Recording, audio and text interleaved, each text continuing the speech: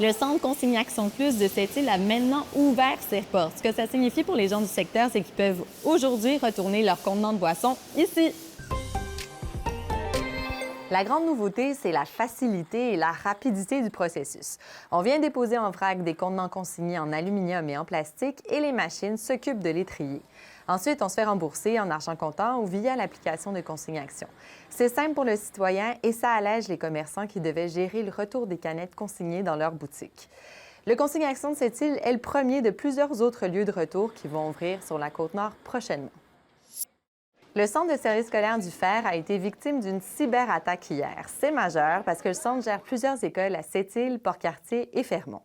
La direction nage encore pas mal dans le brouillard. Elle ignore si les informations d'employés, d'élèves ou de parents ont été compromises. Elle ne sait pas non plus l'origine ou la nature de l'attaque. Pour le moment, ce qui est clair, c'est que le personnel et les enseignants n'ont plus accès à leurs serveurs ou au réseau Internet. Une enquête est en cours pour faire la lumière sur les événements. Ce que vous voyez, c'est la nouvelle friperie de l'école secondaire Serge Bouchard. L'initiative est née en novembre dernier sous l'impulsion du personnel. L'objectif, c'est de répondre aux besoins vestimentaires des élèves, dont certains vivent avec des difficultés financières.